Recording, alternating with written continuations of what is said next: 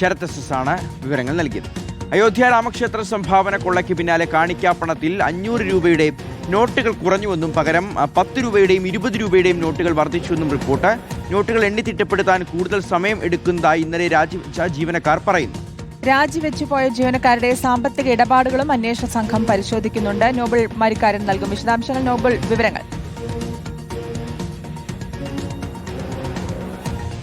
ശ്രുതി, നിലവിൽ ഇപ്പോൾ അയോധ്യയിൽ ഈ പറഞ്ഞ 10ന്റെയും 20ന്റെയും നോട്ടുകൾ കൂടുതലായി ലഭിക്കുന്നു എന്ന് പറയുമ്പോൾ, അല്ലെങ്കിൽ കാണിക്കയിടുന്നു എന്ന് പറയുമ്പോൾ ക്ഷേത്രത്തിന്റെ വരുമാനത്തിൽ വലിയ കുറവുണ്ടായിട്ടുണ്ട് എന്നാണ് പ്രാഥമിക കാര്യം. എന്താണെങ്കിലും നേരത്തെ 500ന്റെയൊക്കെ നോട്ടുകളായിരുന്നു കൂടുതലും ഭക്തർ ഭണ്ഡാരങ്ങളിലൊക്കെ ഇട്ടുകൊണ്ടിരുന്നത്. പക്ഷേ ഇപ്പോൾ അത് 10ന്റെയും 20ന്റെയുമായി മാറിയിരിക്കുന്നു. പ്രത്യേകിച്ച് അയോധ്യ രാമക്ഷേത്ര കൊള്ളയുമായി ബന്ധപ്പെട്ട് ഉയർന്ന ആരോപണങ്ങൾ ഇത്തരത്തിൽ വലിയ തുകകൾ നിക്ഷേപിക്കുന്നത്, അല്ലെങ്കിൽ വലിയ തുകകൾ സംഭാവനയെ നൽകുക, അല്ലെങ്കിൽ അത് കാണിക്കയെ നൽകുന്ന രീതിയിൽ നിന്ന് ഭക്തരെ പിന്നോട്ട് വലിച്ചു എന്നാണ് മനസ്സിലാക്കാൻ കഴിയുന്നത്. അതിന്റെ അടിസ്ഥാനത്തിലാണ് ഈ പറഞ്ഞ തീർത്ഥാടകരൊക്കെ 10ന്റെ 20 നോട്ടുകൾ അധികമായി നൽകുന്നത് എന്ന വിവരമാണ് ഇപ്പോൾ പുറത്തേക്ക് വരുന്നത്. നേരത്തെ 70 മുതൽ 80 ബണ്ടിൽ വരെ 500 നോട്ടുകൾ ഒരു ദിവസം എണ്ണി തിട്ടപ്പെടുത്തുമായിരുന്നു എന്നാണ് നിലവിൽ രാജിവെച്ച ജീവനക്കാർ വ്യക്തമാക്കുന്നത്. 30 ജീവനക്കാരാണ് ഇന്നലെ രാജിവെച്ചത് ഇവർ വ്യക്തമാക്കുന്നത്. പക്ഷേ ഇപ്പോഴത് വെറും 15 ബണ്ടിലുകൾ മാത്രമായി കുറഞ്ഞിരിക്കുന്നു. അത്രയധികം ക്രമാതീതമായൊരു കുറവ് ഈ പറഞ്ഞ ക്ഷേത്ര വരുമാനത്തിൽ ഇപ്പോൾ ഉണ്ടായിരിക്കുന്നു എന്നാണ് യാഥാർത്ഥ്യം. അതോടൊപ്പം തന്നെ ഇപ്പോൾ 30 ജീവനക്കാരാണ് അധികമായി ജോലി ചെയ്യേണ്ടി വരുന്നു. ഒപ്പം അത് അവധി ലഭിക്കുന്ന തുടങ്ങിയ കാരണം ചൂണ്ടിക്കാണിച്ചുകൊണ്ട്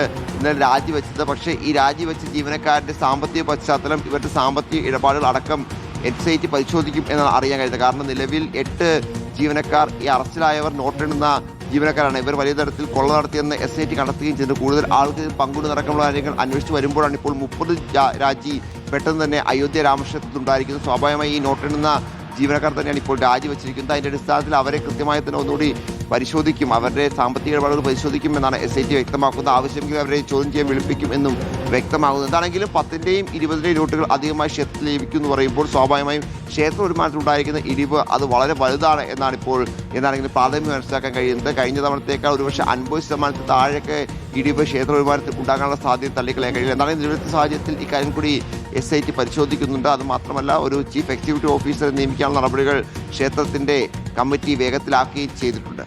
ഓക്കെ, സംഭാവന കൊള്ള എന്തായാലും കാര്യമായിട്ട് തന്നെ ബാധിച്ചിട്ടുണ്ട്. 500 രൂപയുടെ നോട്ടുകളൊക്കെ ഉണ്ടായിരുന്നതാണ്. പക്ഷേ ഇപ്പോൾ കുറഞ്ഞത് 10ഉം 20 രൂപയൊക്കെ ആയിട്ടുണ്ട് എന്നുള്ളതാണ് റിപ്പോർട്ട്. നോബൽ മരിക്കാരനാണ് വിവരങ്ങൾ നൽകിയത്. ഇടവേള.